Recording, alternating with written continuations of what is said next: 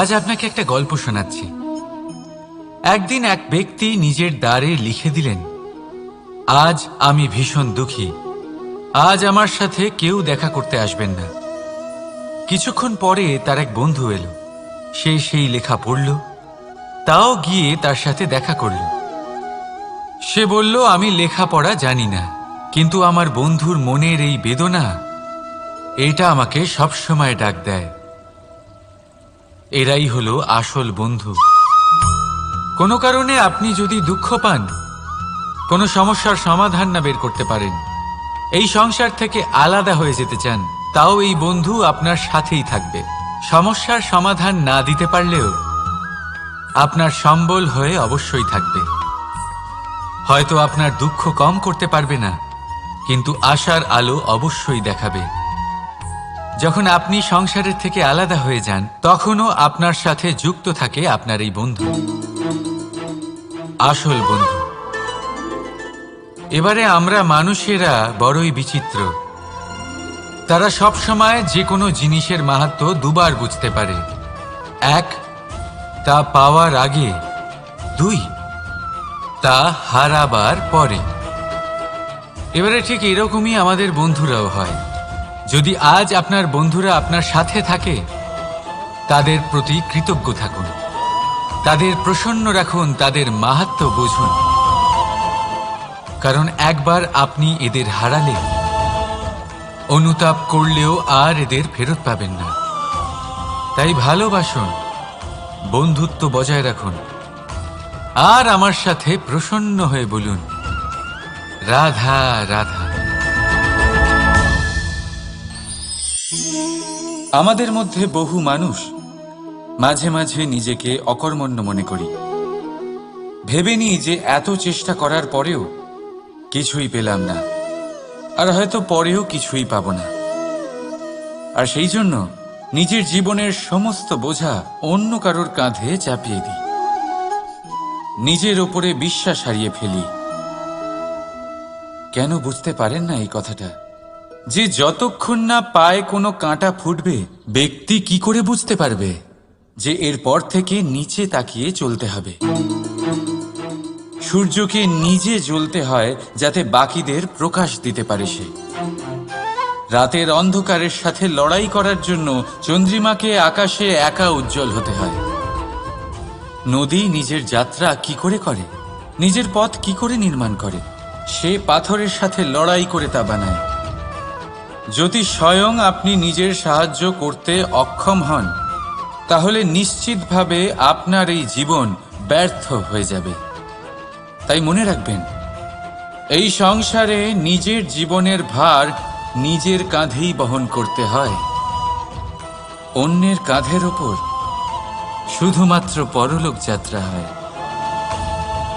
সেই জন্য এই সংসারে জীবিত সেই যে আত্মনির্ভর।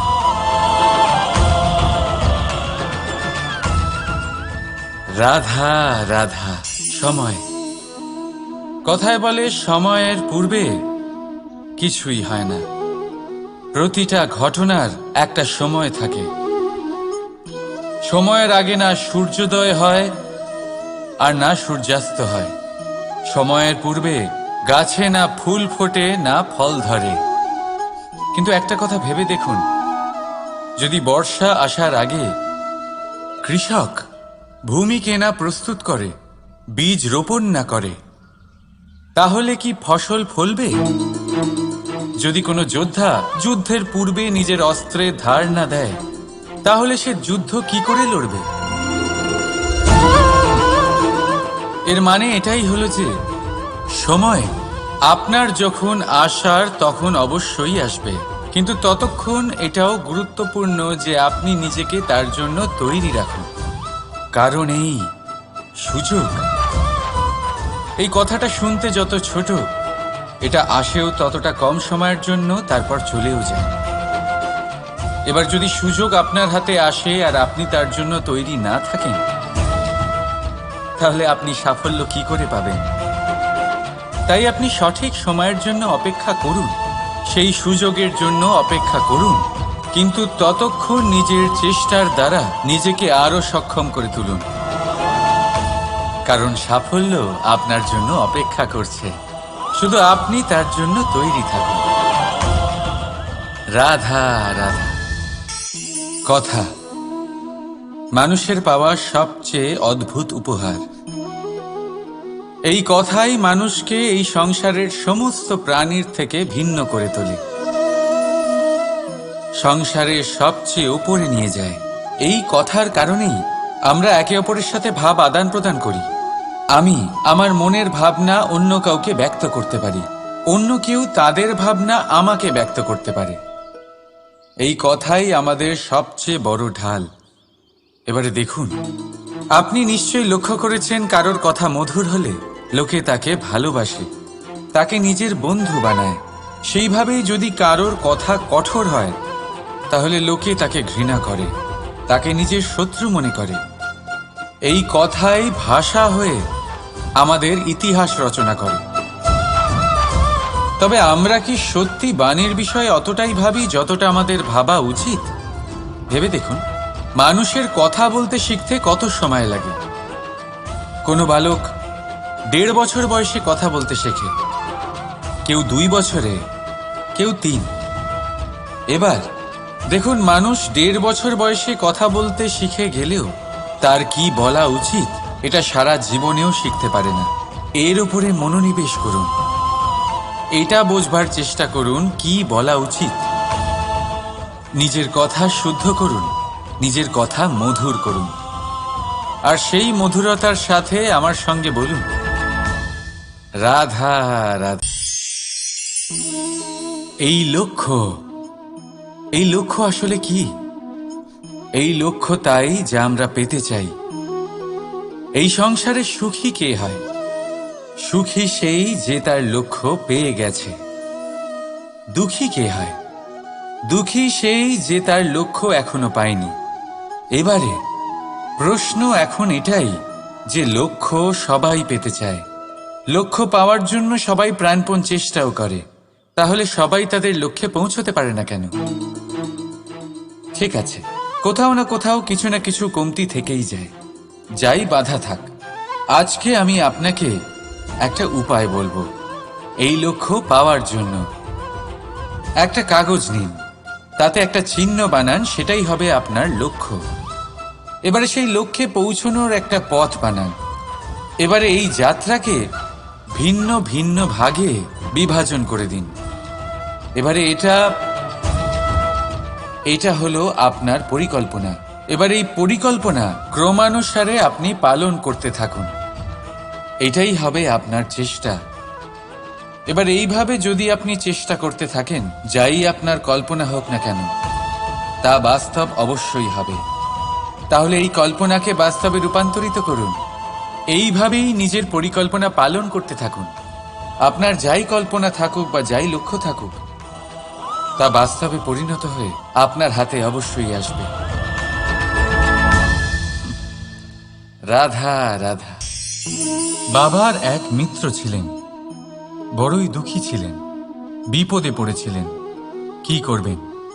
ব্যবসা ভালোভাবে চলছিল না, বাড়িতে শান্তি ছিল না, সমস্ত জায়গায় ক্ষতি হচ্ছিল। তাই উনি একজন জ্যোতিষীকে দেখালেন। জ্যোতিষী বললেন, আপনার যে বাড়ি আছে সেটা আপনার জন্য অশুভ, আপনার এই বাড়ি পাল্টে ফেলুন। উনি বাড়ি পাল্টে ফেললেন, তবুও ওনার সমস্যার সমাধান হলো না। তারপর একজন জ্ঞানী ব্যক্তি ওনাকে বললেন যে আপনার জামা কাপড়ের যে রং সেটা বিপদকে আমন্ত্রণ জানাচ্ছে, এই জামা কাপড়গুলিকে পাল্টে ফেলুন। উনি সেগুলো পাল্টে ফেললেন, তাও সমস্যার সমাধান হলো না।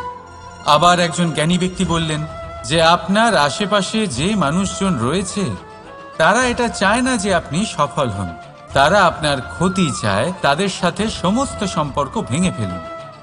তো উনি সম্পর্ক ভেঙে ফেললেন, কিন্তু তাতেও ওনার জীবনে কোনো পরিবর্তন এলো না। তার মানে তিনি বাড়ি পাল্টালেন, জামা কাপড় পাল্টালেন, সম্পর্ক পাল্টালেন, যেটা পাল্টালেন না তা হলো স্বভাব। এই যে স্বভাব, এটা অত্যন্ত গুরুত্বপূর্ণ। এই স্বভাবই আপনার ব্যক্তিত্ব তৈরি করে।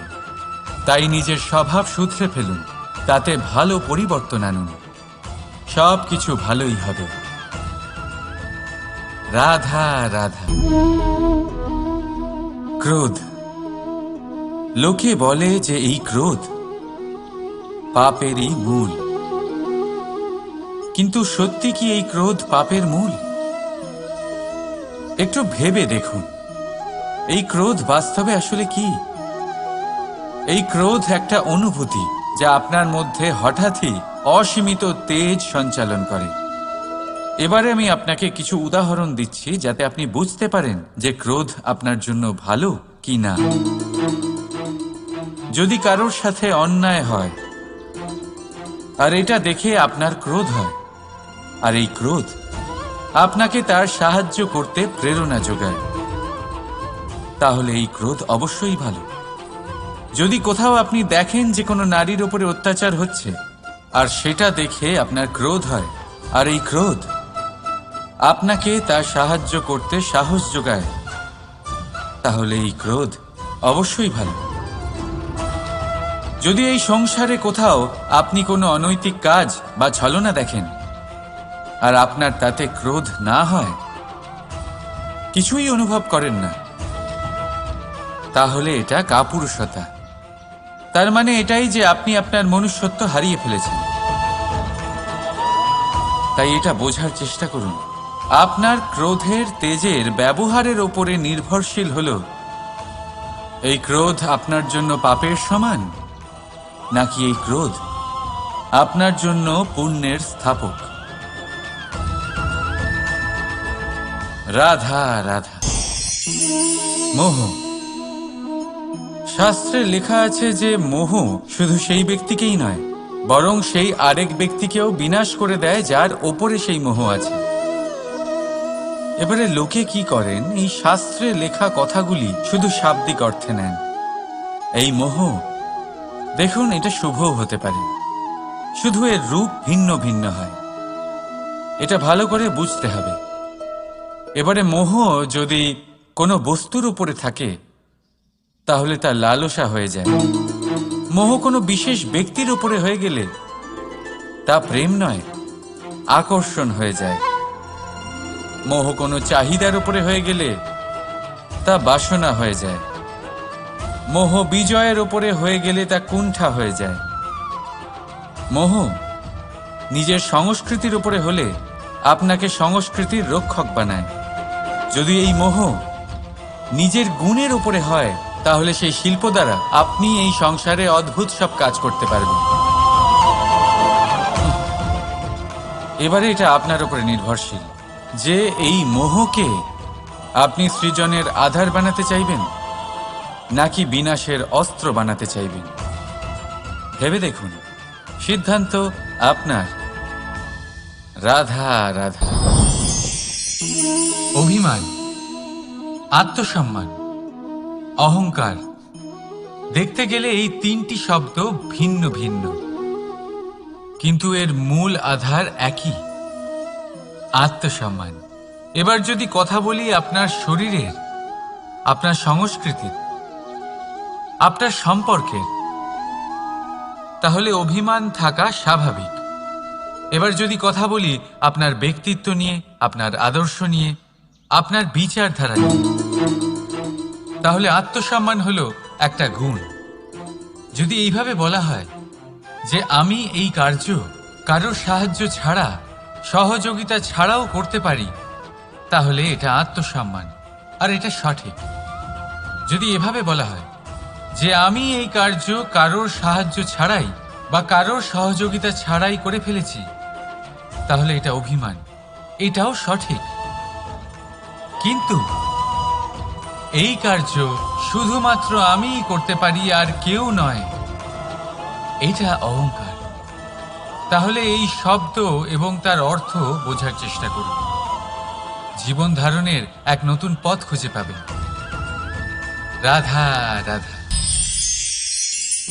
সংসারে প্রত্যেক ব্যক্তি কোনো না কোনো রূপে ঈশ্বরকে মানে। কেউ মূর্তি রূপে, তো কেউ তত্ত্ব রূপে, কেউ ভাবনা রূপে, আবার কেউ স্বভাব রূপে। কেউ নিজের মধ্যে পরমাত্মা খোঁজে, আবার কেউ অন্যের মধ্যে। কারোর কাছে জ্ঞানই পরমাত্মা। সংসারে প্রত্যেক মানুষই কোনো না কোনো রূপে তার ঈশ্বরকে পেয়েই যান। কিন্তু একটা কথা বলবো, ঈশ্বর প্রথমেই নিজের একটা স্বরূপ পৃথিবীতে আপনার কাছে পাঠিয়ে দিয়েছেন। সেই স্বরূপ হলো আপনার মাতা, আপনার মা। সেই মা যিনি আপনাকে জন্ম দিয়েছেন, আপনাকে বাঁচতে শিখিয়েছেন, আপনাকে সংস্কার দিয়েছেন। যদি আপনি কখনো কোনো অনুচিত পথে অগ্রসর হয়েছেন, তখন তিরস্কার করে আপনাকে সঠিক পথে এনেছেন। যদি আপনি এই সংসারে অসফল হয়েছেন, তখন তার আঁচলের উষ্ণতা দিয়ে আপনাকে আশ্বাস জুগিয়েছেন।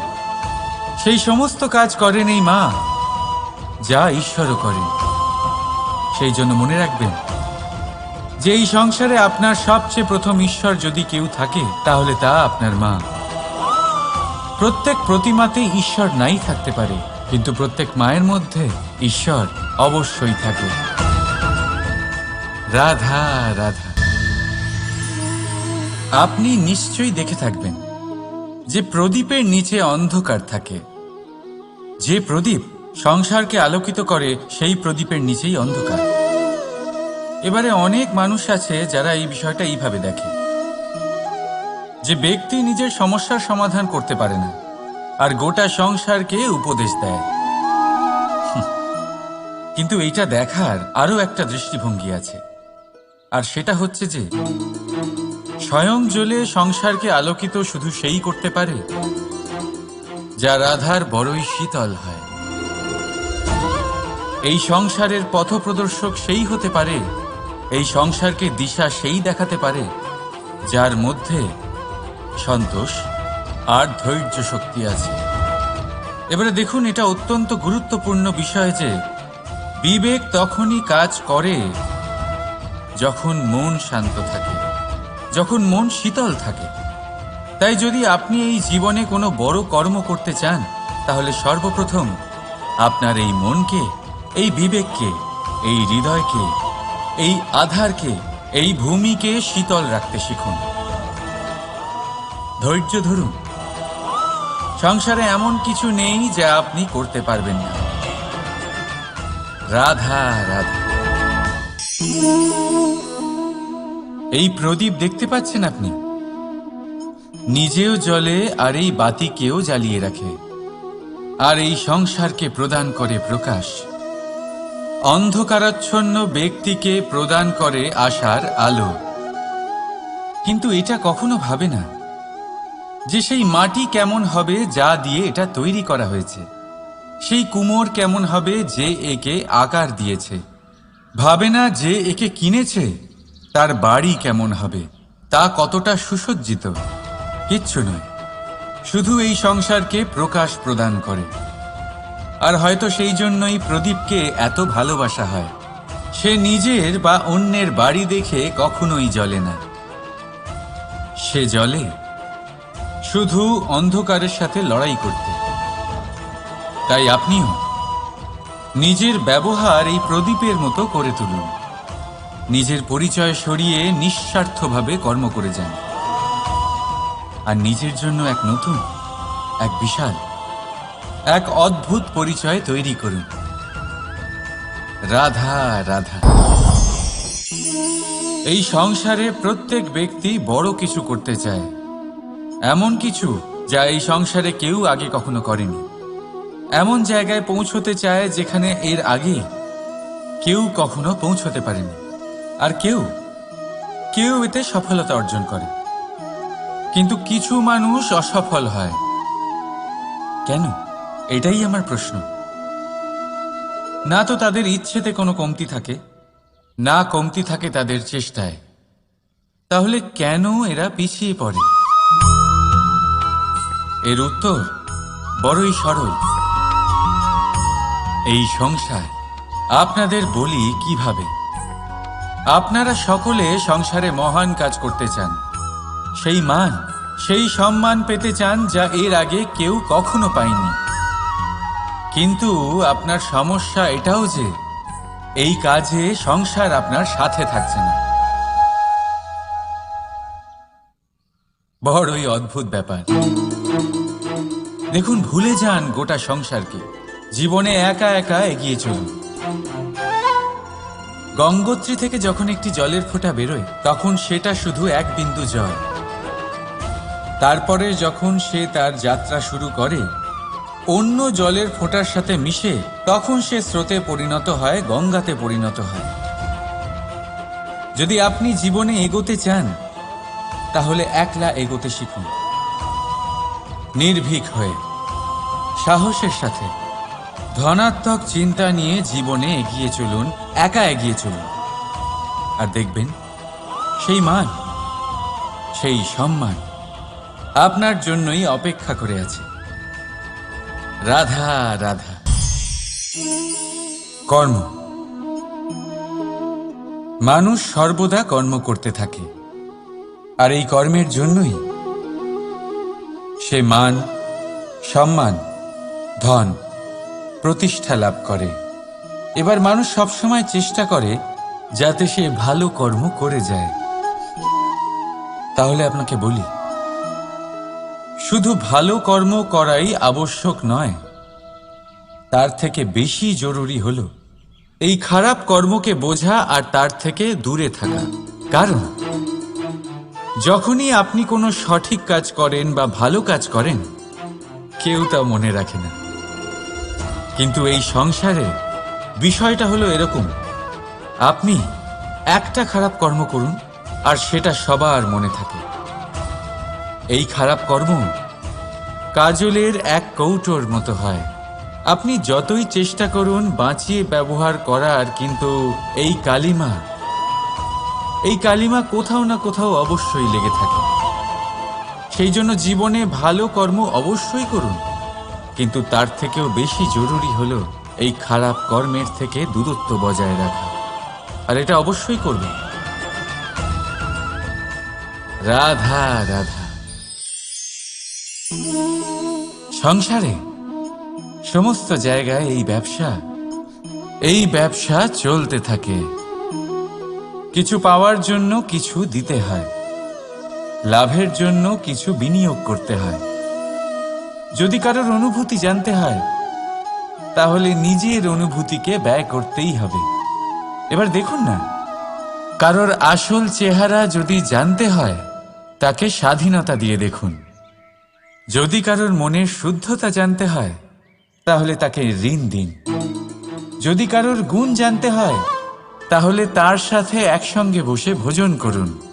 যদি কারোর ধৈর্যের পরীক্ষা নিতে হয়, তাহলে তাকে তার প্রিয় কাজ করতে বারণ করে দেখুন। যদি কারোর ভালো দিক জানতে হয়, তাহলে তার থেকে পরামর্শ নিয়ে দেখুন। এক অনুভূতির বদলে অন্য এক অনুভূতি বিনিময় করতে হয়। কিন্তু এই সংসারে একটাই এমন অনুভূতি আছে, যেটা দেখার জন্য, যেটা পাওয়ার জন্য আপনাকেও ঠিক সেই অনুভূতিটাই দিতে হবে। আর সেটা হলো প্রেম। যদি কারোর ভালোবাসা দেখতে হয়, তাহলে তাকে নিঃস্বার্থ ভালোবাসা দিন। যদি কারোর থেকে ভালোবাসা পেতে চান, তাহলে তাকে নিঃস্বার্থ পরিশুদ্ধ ভালোবাসা দিন। রাধা রাধা। কথায় আছে, সময়ের পূর্বে আর ভাগ্যের বেশি কেউ কিছুই পায় না। এবার এর মানে কি এটাই যে আপনি শুধুমাত্র সময়ের অপেক্ষা করবেন, সবকিছু নিজের ভাগ্যের ওপর আর কপালের ওপরে ছেড়ে দেবেন, নিজে কিছুই করবেন না? যদি আপনি এরকম করেন, তাহলে আপনি একটা বস্তু অবশ্যই পাবেন: নিরাশা, অসফলতা। এবারে আপনি বলবেন, যদি সবকিছুই ভাগ্য আর সময়ের ওপরে নির্ভরশীল হয়, তাহলে আমরা কি বা করতে পারি? করতে পারেন চেষ্টা, পরিশ্রম। এই চেষ্টাই আপনার জীবনে সেই সময়কে আপনার কাছে টেনে নিয়ে আসে, সেই সময়ে যার অপেক্ষা আপনি করছেন। আর এই ভাগ্য তার সামনেই নত হয় যে সর্বদা পরিশ্রম করতে থাকে। রাধা রাধা। এই পদ্ম ফুল দেখতে পাচ্ছেন? এর অভ্যেস হলো জলস্তরের ওপরে ভাসা। সেই জন্য জলাশয়ের জলস্তর যখন বৃদ্ধি পায়, এই যে ফুলের কাণ্ড দেখছেন সেটাও বাড়তে থাকে, যাতে এই ফুল জলস্তরের ওপরে থাকে। কিন্তু যখন সেই জলাশয়ে জলস্তর নামতে থাকে, সেই কাণ্ড নিজেকে ছোট করতে পারে না, আর এই ফুল নিজের ভারে নিজেই ভেঙে পড়ে। এবার এটা আমাদের সাথেও হয়। সময়ের সাথে আমরা জীবনে যত সাফল্য পাই, আমাদের জীবনের স্তর বাড়তে থাকে। আর যখন আমাদের সংস্থান কমতে থাকে, আমরা সেই জীবন স্তর ছাড়তে পারি না, আর শেষ পর্যন্ত সেই জীবন স্তরের কারণেই ভারাক্রান্ত হয়ে শেষ হয়ে যায়। সেই জন্য যদি কিছু রাখতে হয়, তাহলে তা হলো দৃষ্টিভঙ্গি। সাধারণভাবে জীবন যাপন করতে শিখুন। সময়ের চক্রও আপনাকে মাত দিতে পারবে না। রাধা রাধা।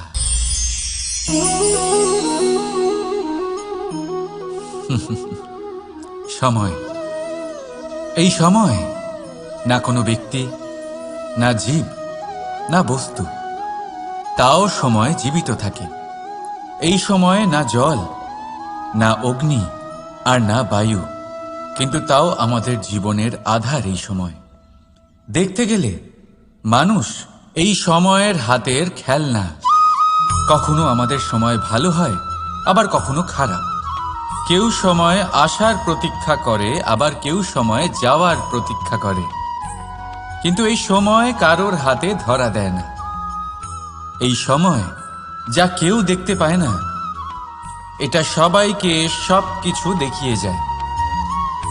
দেখিয়ে যায় যে আপন কে আর পর কে, আমাদের শুভাকাঙ্ক্ষীকে আর ক্ষতি কে চায়, আমাদের মিত্রকে আর আমাদের শত্রুকে।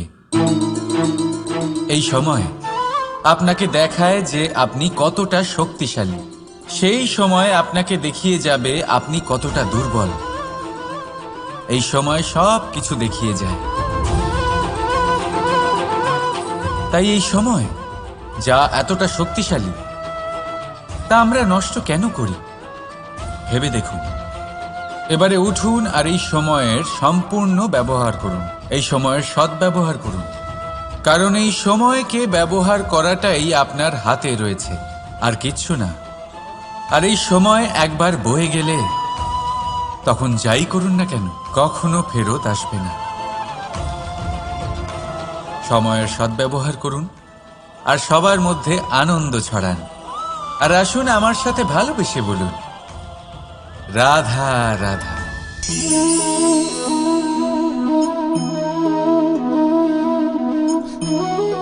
এই জল দেখতে পাচ্ছেন আপনি? এটা ঘোলা জল, এতে ময়লা মিশে আছে। কিন্তু যদি আপনি এটা কিছুক্ষণ এমনি ফেলে রাখেন, তাহলে দেখবেন এই ময়লা আপনা থেকেই নিচে থিতিয়ে পড়বে। কিন্তু এই পাত্রটা নাড়াতে থাকলে এমনটা হবে না। শান্ত ছেড়ে দেবেন, তবেই এই ময়লা নিজেই নিচে চলে যাবে। ঠিক সেইভাবেই যখন আমাদের জীবনে কোনো সমস্যা আসে, কোনো অশান্তির সৃষ্টি হয়, তখন উত্তেজিত হয়ে পড়লে, নিজের সংযম হারিয়ে ফেললে আমরা এর সমাধান পাব না। শান্ত থাকলে তখনই সমস্যার সমাধান পাব। তাই মনে রাখবেন, ধৈর্য আর সংযম দ্বারা শান্ত মনে বিচার করলে যত বড়ই সমস্যা হোক না কেন, তার সমাধান আপনি অবশ্যই পাবেন।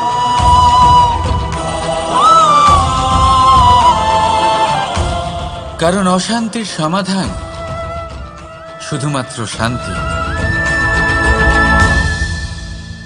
রাধা রাধা।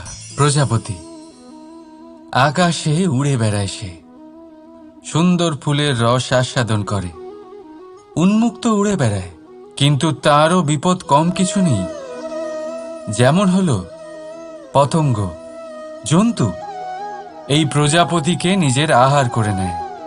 তাকে এদের থেকে সাবধানে থাকতে হয়। সত্য হলো এটাই যে এই প্রজাপতি ততদিনই সুরক্ষিত থাকে যতদিন এদের পাখনা বৃদ্ধি পায় না।